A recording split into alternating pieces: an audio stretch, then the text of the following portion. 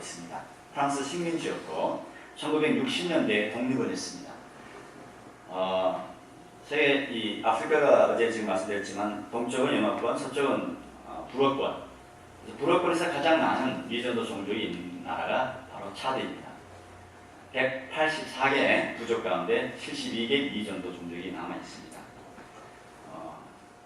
그래서 하나님께서 저희들 그곳에 보내셔서 저희 주의 일들을 하게 되는데 주님이 건강 허락하시는 한 저희들 계속 사역하고자 합니다. 위해서 기도해 주시면 좋겠습니다. 이제 말씀을 잠시 나누고 저희들의 사역 어제 나누지 못했던 부분들을 조금 더 나누겠습니다. 최근에 이제 중남미에 불닥친 천둥 번개, 태풍, 그러니까 저기 동부 쪽이죠. 플로리다 쪽에서 일어나는 그 많은 일들로 인해서 사람들이 죽고 집이 훼손되는 일들이 있었습니다. 아무리 과학이 발달해도, 미국이 아무리 과학이 발달해도 자연재해에 대해서는 막을 수가 없는 것입니다. 중동에서는 아직도 계속 전쟁이 일어나고 있습니다. 유럽에서는 테러와의 전쟁이 계속되고 있습니다. 어떤 나라에서는 이제는 난민을 받지 않겠다고 합니다. 중국과 멕시코에는 지진이 일어나서 많은 사람의 목숨을 잃었습니다. 지금 세계적으로 많은 나라들이 경제적인 어려움을 겪고 있습니다. 주님께서는 이 세상의 마지막 날에 일어날 일들을 오래전에 아주 정확하게 성경을 통해서 말씀해 주셨습니다. 지금 세상에 일어나는 일들이 물론 오늘만의 일들은 아닙니다. 과거에도 많은 재난과 전쟁과 어려움들이 일어났습니다. 앞으로도 그런 일들이 일어날 줄로 믿습니다. 과거에 문명이 발달하지 않았기에 세계 곳곳에서 일어나는 일들을 볼 수도 들을 수도 없었을 뿐입니다. 현대는 문명의 발달로 인해서 실시간으로 온 세계의 소식을 들을 수 있게 되었습니다. 그로 인해서 많은 사람들이 충격과 두려움에 사로잡혀서 살아가고 있습니다. 심지어 하나님의 백성인 크리스찬이라는 사람들도 미래에 대한 두려움 때문에 그렇게 살아가는 모습을 보게 됩니다. 너무너무 무서운 거죠. 그러니까 어떻게 살아야 될지. 그래서 어떤 사람들 막 사대기를 하는 사람들도 있다고 제가 들었습니다. 그게 과연 바람직한 믿음인가? 우리가 말씀을 통해서 살펴보기를 원합니다. 주님께서는 이렇게 말씀하셨습니다. 너희는 근심하지 말라.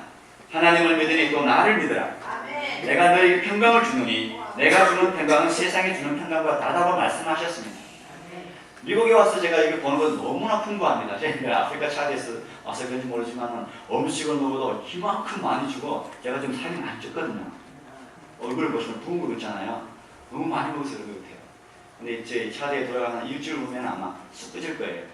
그래서 이 너무나 풍부한 가운데 있고 참 이 기후도 좋고 그런 모습을 볼 때 이런 좋은 환경 가운데서 살면 감사하고 살아야 되는데 사람들이 마약하고 술 마시고 이 아주 안 좋은 일들 많이 하는 것을 보면서 정말 이러미하다 하는 생각이 많이 듭니다. 게다가 여기 이 땅, 이 동포의 땅, 이 앵커리지도 보니까 원주민들, 그러니까 네이티브, 이 사람들이 마약을 하고 술을 마시고 그런 모습을 볼 때 너무너무 안타까운 거예요. 그것이 일시적인 위안이 될 수는 있겠지만 영원한 위안이 될 수는 없습니다. 그렇지 않습니까? 아무리 술을 많이 마셔도 나중에는 술이 사람을 마시게 되고 그래서 결국에는 오래오래 하다가 얼어서 죽는 그 모습들 너무너무 불쌍하지 않습니까? 그래서 그분들에게 하나님의 말씀을 전해드릴 필요가 있습니다. 그래서 주님은 세상에 일어날 징조들 이렇게 말씀하시면서 지금 우리가 보고 듣고 있는 일들, 일어나는 일들, 그래서 재난의 시작이지 끝은 아니라고 주님은 말씀하고 있습니다. 그러시면서 주님께서 말씀하신 것이 이 천국 복음이 땅끝까지 모든 민족에게 전거되어야 될 때에 그제서야 끝이 온다고 말씀하셨습니다. 이 지구상에는 제가 어제 인터넷을 찾아보니까 약 75억의 사람들이 살고 있습니다. 75억. 많죠? 그 중에 3분의 1이 한 미전도 종족으로 우리가 볼 수 있습니다. 유엔에 등록된 나라들이 195개입니다. 그러니까 총 틀어서 보면 206개의 나라가 이 세상에 존재하고 있습니다.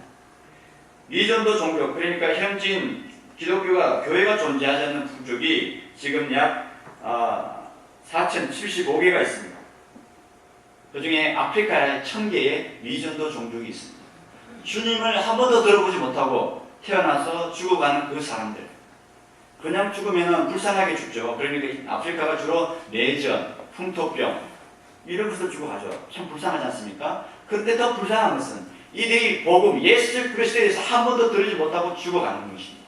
그 사람들이 죽고 나서 부활하면 영원한 형물 속에 떨어지게 되는 것입니다. 그래서 이 복음을 전가할 사람을 찾고 있는데 오지 않는다는 것이죠. 그래서 주님께서는 저희들에게 말씀하셨습니다. 천국 복음이 땅끝까지 전해져야 끝이 없다. 주님 조금만 기다려 주십시오. 조금만 기다려 주십시오. 주님의 백성을 보내주십시오. 그래서 열방이 주께로 돌아와서 하나님 나라가 속히 임하기를 소원합니다. 그런 기도를 지금 계속하고 있습니다. 물론 우리가 개인적으로 여러분 지금 마음속에 있는 하나님 나라가 임한 줄 믿습니다. 예수 그리스도를 주로 시인하고 고백한 사람들 이미 천국이 여러분 마음속에 임했습니다. 그러나 우리나라, 우리 총체적인 하나님의 나라, 열방이 주께로 돌아오기는 아직 멀었습니다. 아무리 이단이 어떤 날짜를 정해서 예수님이 이때 온다, 전혀 안 믿습니다. 저는 믿을 수가 없어요. 왜? 저희 마음에서 20km, 40km 안쪽으로 들어가면은 무슬림들이 다 포진되어 있고 복음을 보지 못한 사람들이 있습니다. 어떻게 하나님 나라가 오겠어요? 이단들이 아무리 꼬셔봐도 성경적인 관점에서 보면은 하나님 나라가 올 수가 없습니다. 여러분. 벌써 2013년이 17년째인데 지금 하나님 나라가 왜 되려냐고 한번 고심해 본 적 있습니까? 이제는요 웬만한 나라들은 다 복음을 들었습니다. 매스미디어가 발달해서 인터넷을 치면은 웬만한 데는 복음이 들어갔어요. 그러나 가장 저항하는 세력들이 있습니다. 이슬람들, 유대교들, 불교들, 그리고 가장 저항한 전통 종교들, 무신론자들. 그러니까 이런 아주 강한 세력들만 남아있어요. 그분들에게 복음을 전할 사람들 찾고 있는 거예요, 주님이. 주님께서는 이 지구상에 있는 모든 민족들에게 복음을 전하기를 원하고, 왜냐하면 주님께서 그들을 지으셨기 때문에 그들을 통해서 찬양받기를 원하시는 것이 주님의 목적이었습니다. 사도행전에 놀라운 일들이 나지 않습니까, 여러분? 교회가 막 부흥하는데 120명의 세상에서 3,000명, 5,000명 막 부흥합니다. 그런데 예루살렘 교회가 잊어버린 게 있습니다. 예수님의 사도행전 1장 8절 말씀을 잊어버리신 겁니다. 너희가 성령이 임하신 너희가 권능을 받고 예루살렘과 온 유대와 사마리아와 땅끝까지 이르러 내 증인이 되라고 그랬어요. 증인이 되라고 했지만은 성령이 체험을 하고 나서 교회가 막 부흥하는데 교회가 문제가 생기면서 그 집사님들을 세우게 되고, 그러는 가운데 여기가 조사원이 앉아있으니 주님이 원하지 않았습니다. 성령께서 핍박을 통해서 흩어버리셨습니다. 12제자를 제외한 모든 7 집사님들이 흩어지면서, 빌립 집사가 흩어지면서 사마리아에게 복음을 전하게 되면서 선교가 시작됩니다. 그러면서 흩어진 사람들이 나중에 제가 오후 시간 때 말씀드리겠지만은 이제 어떻게 했습니까? 그 이방 땅 안디옥을 향해서 가서 복음을 전하게 되고 이방인 교회에서 복음이 시작됩니다. 그렇게 해서 이제 북유럽, 그러니까 북아프리카, 이 중동, 그리고 아시아 이제 복음화가 되지 않습니까? 그리고 나서 복음이 유럽으로 넘어가게 됩니다. 놀라운 것은 하나님께서 이 초대교회 성도들을 통해서, 흩어진 디아스포라를 통해서 하나님께서 놀라운 일들을 하게 됐는데, 안타까운 것은 콘스탄틴 대통령과 기독교 313년의 기독교가 공인이 되지 않습니까? 공인이 되면서 교회가 선교를 하지 않습니다. 썩기 시작합니다. 거의 1000년 넘는 세월을 복음을 전하지 않았습니다. 그러나 하나님께서 다시금 당신의 종들을 통해서, 종교개혁을 통해서, 그리고 성경 번역을 통해서, 영적인 부흥을 통해서, 18세기 영국의 대부흥을 통해서 복음이 다시 남미로 들어가게 되고 아프리카로 다시 들어가게 되고 그리고 다시 아시아로 들어가게 돼서 복음이 이렇게 전해지게 되었습니다. 그 영향으로 인해서 한국에도 복음이 들어오게 된 것입니다. 복음을 전하지 않으면 하나님 흩으십니다. 선교를 하지 않으시면 하나님이 여러 방법을 통해서 하게 하시는 것입니다. 중요한 것은 우리가 그 말씀을 받고 순종하는 마음으로 살아가느냐는 것입니다. 지금부터 130년, 어제도 말씀 나눴지만 중국과 일본에 가려진 그 언그는 하나 고래야. 너무너무 아주 이 고집스러운 나라 아닙니까? 양반과 상놈이 존재하는 나라, 계급이 있는 나라, 여자와 아이는 같은 테이블에서 밥을 먹지 못하는 나라, 공부를 할 수 없는 나라. 그리고 정말로 돼지머리에다가 절을 하고 우상 앞에 절을 하고 무슨 배를 지었으면 또 산신령 앞에 절을 하는 이런 나라. 그런 나라에게 선교사를 보내면 보내는 북쪽 죽여버렸습니다. 개신교가 들어오기 전에 카톨릭을 많이 보냈지만은 카톨릭 성도들, 신부들을 많이 죽였어요, 한국이. 그 바람에 기독교가 들어와도 그나마 조금 덜한 편이었는데, 그럼에도 불구하고 조선에서는 선교사들이 올 때마다 서양 귀신이라고 놀리고 정부에서는 죽였어요. 그 대표적인 예로 토마스 선교사 아닙니까? 그런데도 불구하고 선교사들이 당시에 소위 쉽게 말하면 미전도 나라, 중국과 일본에 가려졌던 그 나라, 그것을 향해서 이 태평양을 건너와서 당시 비행기도 없던 시대, 한번 가면 돌아오지 못하는 그곳을 향해서 달려가서 이 한국 땅을 품고 기도하며 정말로 풍토병으로 쓰러지신 선교사님들도 있었고, 핍박 가운데 정말 이렇게 어려운 가운데 살아갔던 많은 믿음의 사람들을 보게 되었습니다. 언더우드 선교사님은 외쳤습니다. 기도하면서 하나님, 이 사람들이 언제 죽기로 돌아올까요? 그렇게 외쳤습니다. 그런데 정말 그가 믿음을 갖고 고백했을 때에 훗날에 지금 미국 땅으로 많은 선교사들을 열방으로 보내는 나라가 되었습니다. 그들이 와서 정말 이 계몽을 했습니다. 여자들을 깨우고 자녀들을 깨우고 학교를 통해서 병원을 통해서 이 한국을 깨워주었던 것을 보게 됩니다. 바로 주님의 마음이 있었기 때문에 그렇습니다. 우리나라가 영어로 하면 어떤 나라죠? 조선이? 초선이잖아요. 초선. 선택받은 백성. 아닙니까? 초선. 그러니까 한국은 세계 곳곳에 가면은 일본 사람들은 뭘 지어요? 식당 합니까? 중국 사람이 식당 하죠? 일본 사람들 기업하고 한국은 뭐하냐? 요즘도 그런지 모르지만 교회를 쓴답니다. 참 이상한 민족이죠. 근데 한국 사람들이 가는 곳곳마다 세계 곳곳마다 교회가 있는 거예요. 그래서 한국에서 신앙생활 안 하가 외국으로 가면 프랑스나 미국에 이런 나라에 가면 신령이 너무 가난해서 예수님을 믿는 사람들이 그렇게 많은 거예요. 지금도. 한국 민족이 특이한 민족입니다. 마지막 때에 하나님께서 열방을 구원하는데 쓰임받기 위해서 지금 하나님이 사용하신 줄로 믿습니다. 그런데 조심해야 됩니다. 때가 지금 시대가 바뀌고 있습니다. 중국 교회가 일어나고 있고요. 브라질 교회가 일어나고 있고, 필리핀 교회가 일어나고 있고, 아프리카 나이지리아 교회가 지금 부상하고 있습니다. 이제는 소위 이 백인들이 선교하는 시대는 거의 지나가고 있습니다. 물론 미국을 빼고요. 아직까지도 잠재력이 있습니다. 영국도 그렇습니다. 그런데 지금 이런 제3세계 국가들이 복음을 들고 일어나서 선교지로 보내고 있습니다. 이 지류가 바뀌고 있어요. 내가 멀지 않았다는 것이죠. 하지만 그럼에도 불구하고 우리가 놓치지 않아야 될 부분, 오늘 본문 24장 14절 말씀. 이 천국 복음이 모든 민족에게 전언되어야 그제서야 끝이 온다. 한번 생각해 보시기 바랍니다.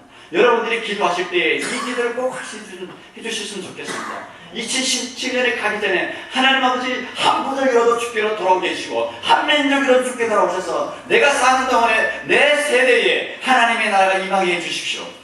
그런 마음으로 한번 기도해 보시기 바랍니다. 아니면 여러분의 세대가 안 이루어진다면 여러분의 자녀 세대가 이루어질 수 있도록 그렇게 기도해 보시기를 바랍니다.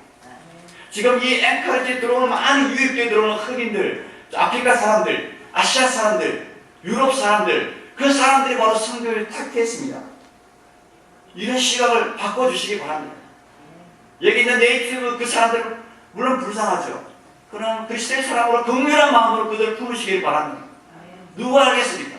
그 사람들이 정말 주님의 은혜를 받고 주님의 사랑에 감사하고 감복되면 그들이 자기 마을로 돌아와서 복음을 전할 것이고 그들 가운데서 정말 깨게 되면 그들이 아프리카를 가고 아시아로 갈지 누가 알겠습니까?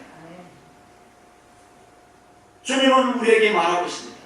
정말 소외받고 중국과 일본에 가려는 정말 소망 없는 그 조선 민족, 조선 나라, 그걸 사용하셔서 지금까지 지금 놀라운 일들을 하고 있지 않습니까? 한류가 그냥 한류겠습니다. 저는 영적으로 봅니다. 하나님께서 이 조그마한 나라, 정말 아주 작은 나라 축복해 주셔서 삼성, 현대, 기아, 이게 휴대폰 이런 것들이 그냥 여러분 일어난 줄로 믿습니까, 여러분? 저는 그렇지 않습니다. 하나님께서 사용하시기 위해 한국을 알리고자 위해서 이런 일들을 진행한 줄로 믿습니다. 정말 하나님께서는 마지막 때에 이 일들을 하기를 원합니다. 근데 안타까운 것은 지금 선교지가 이제는 웬만한 나라는 다 복음이 들어갔다 제가 말씀드렸는데 나라적으로 볼 때, 국가적인 개념으로 볼 때 들어갔어. 그러나 소수 부족들, 남아있는 부족들, 그 부족을 향해서 들어가야 됩니다. 복음이 땅끝까지 전해지지 않고 총체적인 하나님의 나라가 왜 안 이루어졌을까?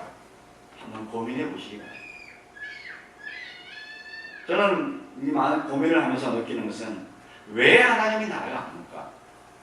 왜 하나님의 나라, 총체적인 하나님은 왜 하나님의 나라가 두려울까? 그것은 저는 마음의 문제라고 봅니다. 마음이 없는 거예요. 주님의 사랑이 식어진 겁니다. 초대교회 예루살렘 교회와 같이 여기가 조사원이라고 앉아있기 때문에 하나님 나라가 확산이 안 되는 거예요. 선교사들도 들어간 데만 들어가기 때문에 교회나 선교단체가 들어간 것은 보내기 때문에 하나님 나라가 더디 오는 겁니다.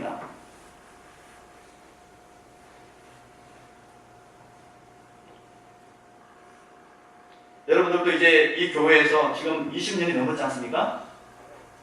여기 여러분 교회에 선교사님 있습니까? 있으면 감사하고요.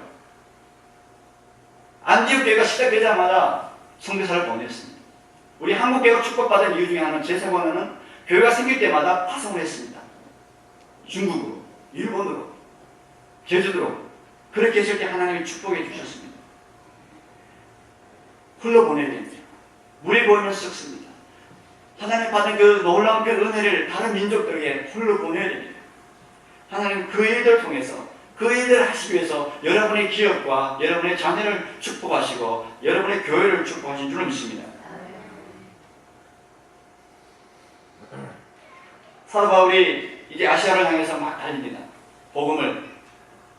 그런데 어느 날 성령께서 마게도냐 환상을 보여주면서 건너와서 우리를 도우라고 했을 때 사도 바울이 바꿨지 않습니까? 인생을 바꿔서 그 유럽을 향해서 달려갔습니다. 사실 저와 여러분들은 보너스 인생입니다. 그렇지 않습니까? 아닌가요? 내 안에 누가 살아요? 나를 위해서 십자가에 죽으신 그 주님께서 그분이 내 안에 살기 때문에 내가 지금 살아가는 것은 보너스 인생입니다. 아닌가 봅니다. 정말 우리는 보너스 인생을 삽니다. 주님이 내 안에 사시기 때문에 내가 인생의 주인이 대신 주님을 기쁘시게 하게 살아야 되는 것입니다. 예전에는 내가 내 인생의 주인이었습니다. 유행가 가사처럼 내 인생은 나의 것. 그건 여러분의 인생이죠. 그러나 정말 제대로 예수님을 믿은 사람은 그렇게 이야기할 수가 없습니다. 예수님이 내 안에 계시기 때문에 내 안에 계신 그 주님, 내 주인을 기쁘시게 하기 위해서 인생을 살아야 되는 것입니다. 돈을 벌어도 공부를 벌어도 공부를 해도 그렇게 살아야 됩니다. 그렇기 때문에 우리 크리스천들 더 성실히 최선을 다해서 정직하게 살아야 되고요. 더 아이들이 더 열심히 공부를 해야 됩니다. 그래야 하나님이 복을 주신 것입니다. 제 대사에 관한 차도땅 생각해 봅니다. 불호권입니다. 선교사 후보생들이 꺼려하는 나라입니다. 기후가 섭씨로 45도에서 50도까지 올라갈 때도 있습니다. 언어가 왜 이렇게 많은지 120개, 그 중에 오피셜 랭귀지가 불어와 아랍어입니다. 그리고 부족어를 한다고 하면 또 하나를 배워야 되죠. 왜 이렇게 힘들어? 이야기하시는 분들도 있습니다. 이것은 저는 개인적으로는 이것은 환경을 바라보기 위해 생기는 문제라고 생각합니다. 그러나 정말 주님을 사랑하면 그것을 넉넉히 이길 수 있다고 저는 그렇게 생각합니다. 옛날 우리 한국 땅에 와서 이 청국장 된장국에다가 숟가락을 툭 집어넣어서 같이 먹는다는 게 얼마나 힘듭니까? 한번 생각해 보신 적 있어요? 이 백인 사람이 이 된장국에다가 숟가락을 해가지고 탁 집어넣어서 같이 먹는데 여러분 한번 생각해 보셨어요? 쉽겠습니까? 어렵습니다. 성리사한테 그렇게 사셨습니다. 저희들도 현지들과 이렇게 살지만 정말 주님의 마음으로 이렇게 섬기기를 원합니다.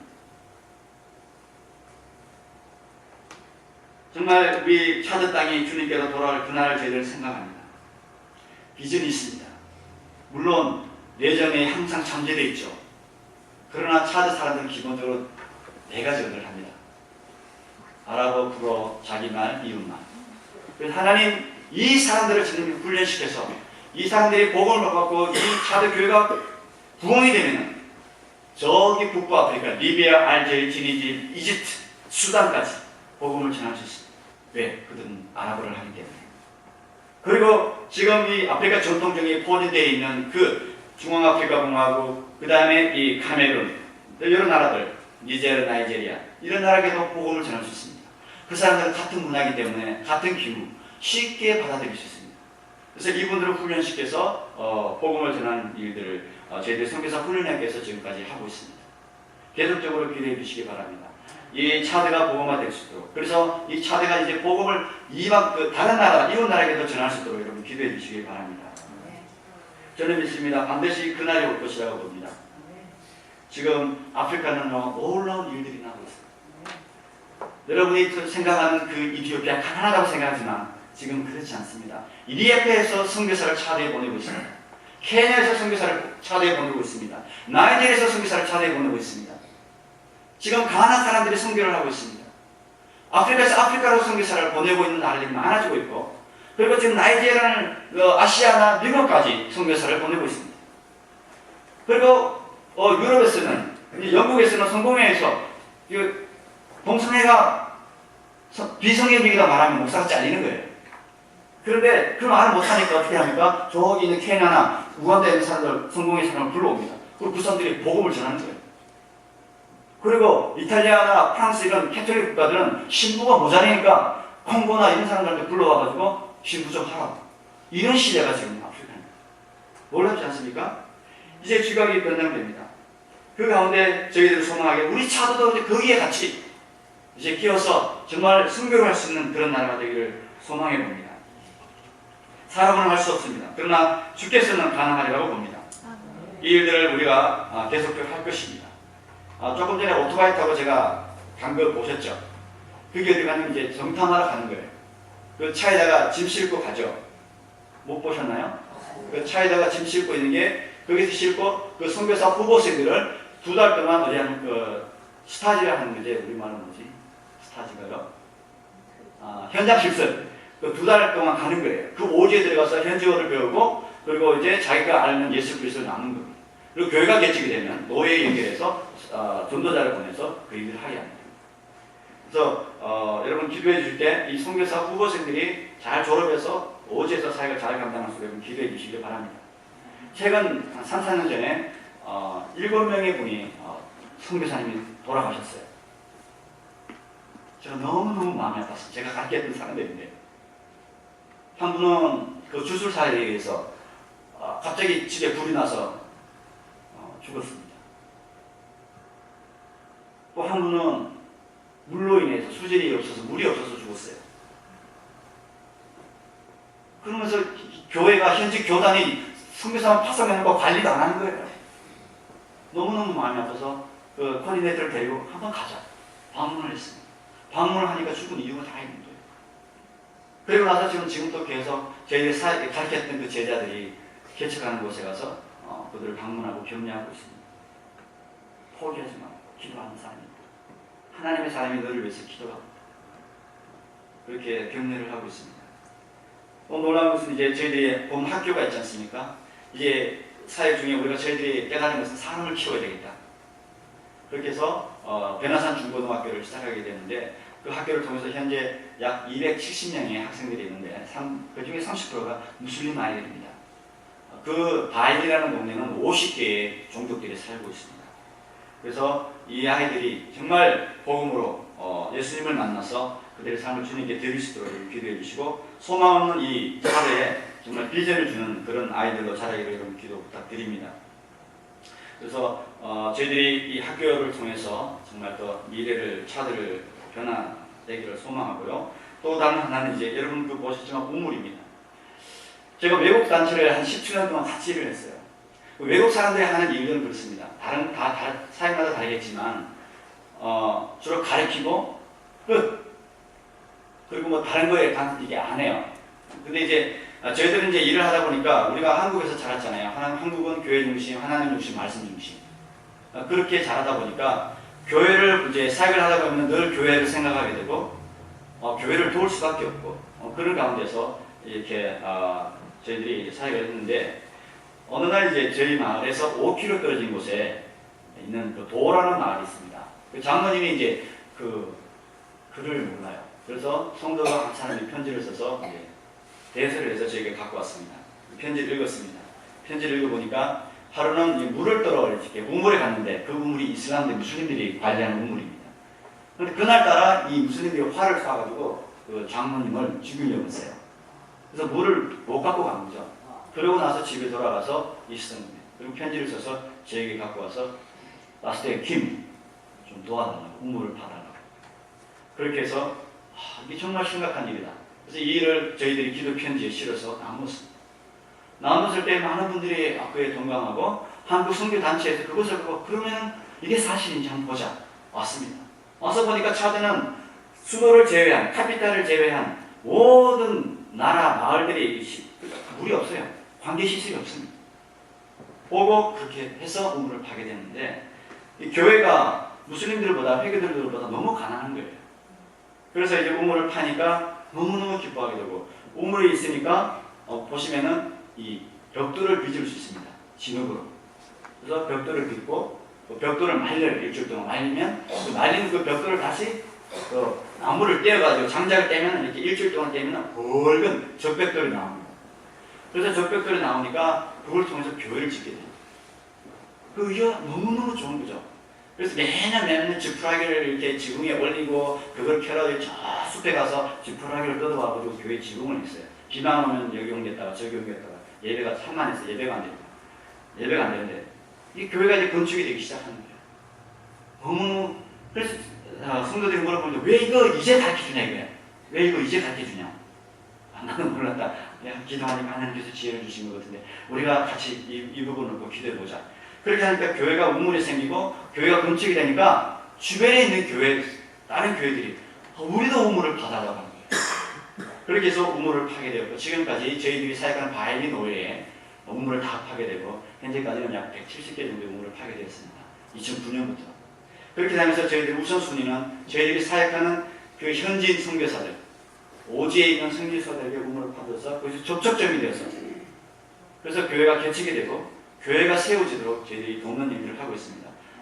제가 그냥 돈 바로 안 줍니다. 저희들이 바로 세워주지 않습니다. 한국에서 제 친구가 1,500만 원 돈 줬어요. 이거 갖고 교회 하나 멋지게 지어달라고. 제가 이야기했습니다. 친구요, 내가 이 돈으로 좋은 교회 지어줄 수 있어.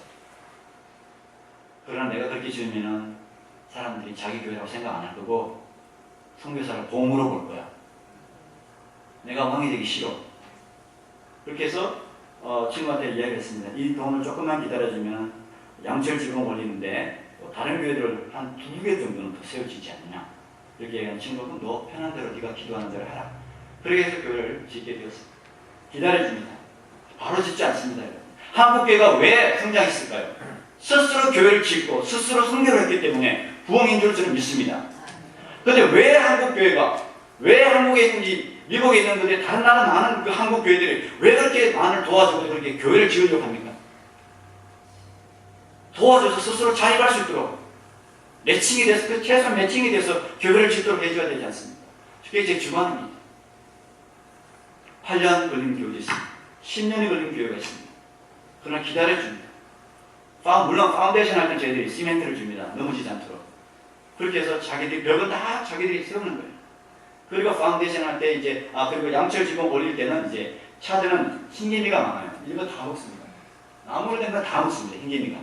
그래서 흰개미가 있기 때문에 저희들이 쇠로 양철 지붕 틀을 만들고 양철 지붕을 올려줍니다. 그리고 나서 이 교회가 완성이 되면 난리가 납니다. 여러분 아까 마지막에 보셨죠? 막 춤추면서 찬양하잖아요. 얘들이 그렇게 찬양합니다. 이 사람들이. 우리처럼 이렇게 이게 아니에요. 얼마나 뜨겁게 찬양하는지 모릅니다. 양철 지붕 안에 뭐 실링도 안 돼 있어요. 그런데도 막 즐겁게 찬양합니다.